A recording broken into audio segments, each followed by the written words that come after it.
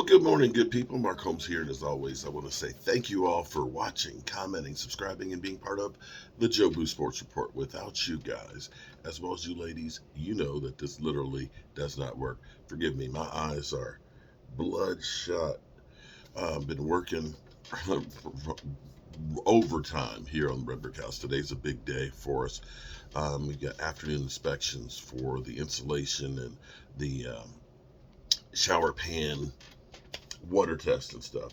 And hopefully we get the inspector's blessing on those things, because then we can start hanging drywall and cement board and stuff in the showers, and all of a sudden this place is going to be really beginning to look like it's coming together. But that's not why you're here. You don't give a rat's ass on this channel about what's going on at the Red Brick House. But if you do, Joe Boo's Day Job will show you all the details of everything we're doing as we bring back a 200-year-old house. Literally from the dead.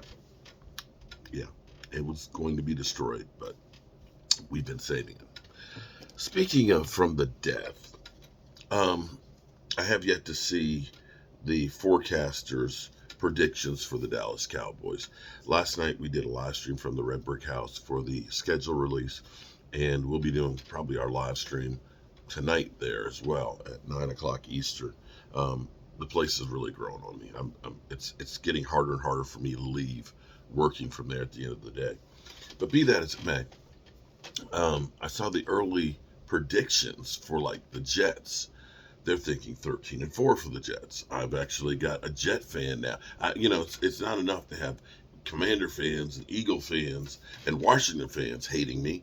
Now I got a Jet fan that's calling me a blowhard. Hey, blowhard, put your money where your mouth is. I'll bet you $500, 2-to-1 odds that the Jets end up getting 10 wins. It's like, dudes, why do people care? I don't understand. Why do people care about what I think if you're not a fan of this, the team? Seriously. I've got no power. I don't control anything. I'm just a guy with my own thoughts. And it seems like I trigger everybody. Everybody. I'm probably, Philly 500 said he's the most hated. That's bull crap. I got to be the most hated one out there. Look at all the trolls that are on here. Look at all the idiots out there that are always saying things that Mark Holmes this, Mark Holmes that. I mean, good God. But regardless of the hate, regardless of the name calling, regardless of the people that are always trying to bring me down, it just doesn't matter. It doesn't. Because ain't nobody gonna stop me. Ain't nobody going to stop me. I'm gonna keep doing what I do. That's right. I'm gonna keep doing what I do. And that is enjoying life. Now, I haven't seen any of the talking heads forecasts for the Cowboys. I remember last year, after the abomination of the offseason that we had, where we literally deconstructed the team, while other teams were saying, let's get better by bringing in more talent, the Cowboys said, let's get better addition by subtraction. And we know how that didn't work for us. Getting rid of Amari Cooper was, I think, the thing that cost us an opportunity to go to the Super Bowl. Unfortunately, we had CeeDee Lamb, fortunately. But beyond that, our receiving core was terrible. It was just terrible.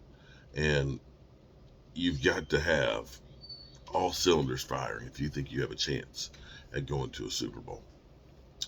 Be that as it may, last year we had people saying 8-9, 9-8 if things go well. Hell, Adam Rank, I think, I think he had us going 3-6 the first 9 games last year.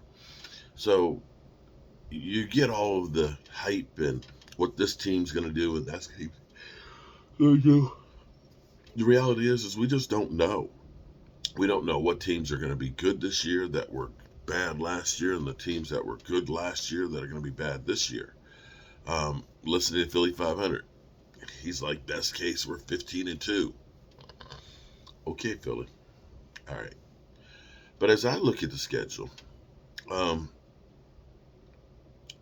I don't think it's that bad. Now, they say the Eagles have the hardest schedule based on what happened last year.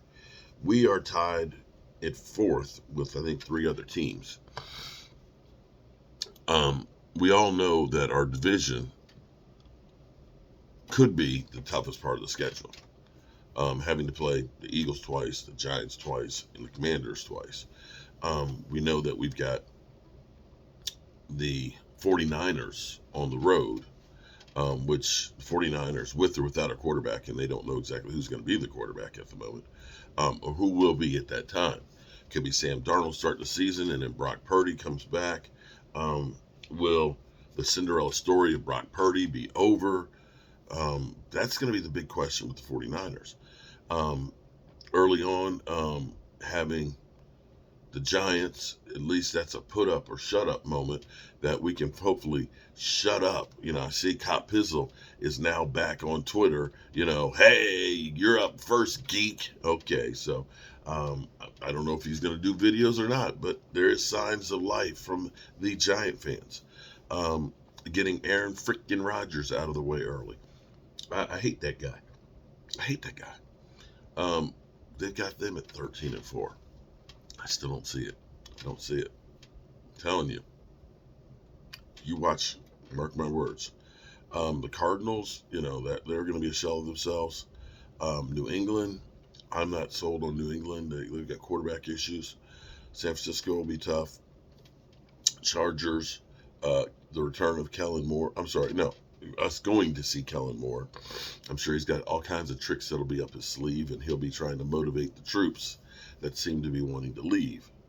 The Rams, they're not the same team. And then at the Eagles. That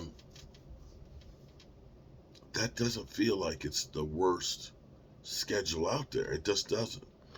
Then the Giants at home, then the Panthers and Carolina, then the Commanders at home, the Seahawks, that's going to be tough. Then the Eagles at home, Buffalo on the road, that's going to be cold as shit. But that's going to be an interesting one. Miami, who's going to be quarterback at that point? Will Tua still be upright? The Lions, will find out if they're for real. And the Commanders. Now, you look at that, and I say, if this team is going to be one of those teams, you've got to do well on the schedule. And you'll be battle tested.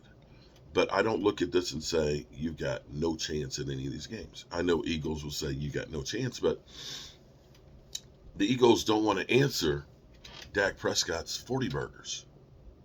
They don't. They don't.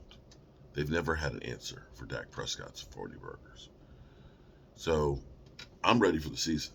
The one cool thing, at least, is having been down here for several days, I've restarted the clock at home. And so when I do get back, if it's tomorrow or Sunday, it'll be nice to see the clock has jumped back down, because it was like 1:20 when I left. Maybe it's like 1:15. Season's not far away, and I can't wait. I want to listen to Rich Eisen's take about the intrigue of the San Francisco 49ers quarterback competition. They expect Purdy to be back by training camp. Obviously, Sam Darnold is there. And the question is, what about Trey Lance? Rumors galore that Lance, they were, again, taking calls. They weren't making. Big difference between making and taking phone calls. So they were taking phone calls on Lance, and as we all know, Lance is still on the team. And I knew, look, if they're going to trade Trey Lance, it's going to be much later in the summer when they know what's going on with Purdy and what Sam Darnold looks like. And I'll tell you what, I don't know if they're going to trade Trey Lance, because right now the coach, in talking about Lance coming back from injury, not just with the ankle, but he had a hand injury going into last season, that he believes this kid is as healthy as he's been in a long time. How long will it listen stay? to how he refers to him. He refers to him as the best one that they currently have right now on the roster. I think Trey's the best that we've had him right now. And yeah, we got to get an OTAs and practice, but when you just watch his speed, his timing, how he's throwing the ball, he's in such a better place now than he was last year at this time. And I know he's coming off a big injury, but it's because he was healthier this year. Even though last year was a little injury with a hairline fracture on the pinky, but it healed the wrong way. And this year it's a bad break on the ankle, but it healed right like most of them do. And now I just see him in such a better place. And now we'll present to him some football and stuff when we get to OTAs. We're allowed 9 of them. And we'll put players out there and we'll see how he's playing. We'll let them in the same role. And then we'll evaluate all that. And we'll take 40 days off. And we'll see how we want to lay it out in training camp. Let him and Sam roll. I love it. I love it. I love it. I love it. Here's what's so damn unique about the San Francisco 49ers. When you draft a kid 3rd overall by trading up 2 first-round picks in future drafts to go get him, and he hardly plays for you, that normally means coach and general manager are history. True on that. But instead, what do?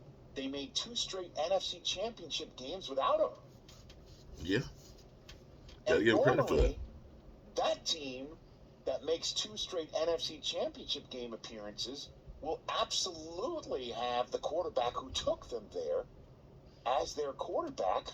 It's coming intriguing. into the following season to see if they can make a 3rd straight NFC championship game, and heaven forbid the Super Bowl, especially if the guy who took them to their previous Super Bowl was the quarterback who took them to one of the NFC championship games and played so damn well that they were positioned to make it with a kid they chose in the last pick in the draft that they were forced to turn to. And he's now starting for the Vegas Raiders. And the kid that they turned to might not be the starter because he's coming back from injury. And so the kid that they start might be the kid that they went and moved up to draft 3rd overall. Says a lot about the team around they'll them. go to the kid they draft last overall. But the team is loaded. It's unbelievable. There is no charted territory for us to base any opinion on it, other than the fact that the coach knows what the hell he's doing. There you go. And so does the GM, because this team is so incredibly talented that, well, they drafted a kicker in the 3rd round, and tons of people batted an eyelash, and the way I was pushing back is, well, I know the kicker. He went to Michigan. He's the best kicker Michigan's ever had. His name is Jake Moody, and you're set up everywhere else. It's true. That's a luxury. Absolutely everywhere else. So, unbelievable. Unbelievable. Situation. There's no precedence for it. Catch the Rich Eisen show every single All day. right, on good the people. Roku channel. We'll be over at the Red Brick House this afternoon. Inspections. Wish me luck. Wish us luck, because this is not just me. This is Michael, who's done an incredible job with the electrical, the lighting, and everything else, and all the wires and everything that's been pulled. My beautiful bride, who has been removing plaster and paint and everything else and bringing this wood back to life. My man Jet D in there helping with the showers and the pans and all that stuff and some of the frame up work and things. This has been, it takes a village, so to speak. And hopefully we're going to be thanking the inspector today too, because the inspector says, yes, you got it right. And it can continue going forward. I'm Mark Holmes, and I hope you're having a great day. I really need some coffee this morning. My God, I need coffee. All right, I'll see you soon.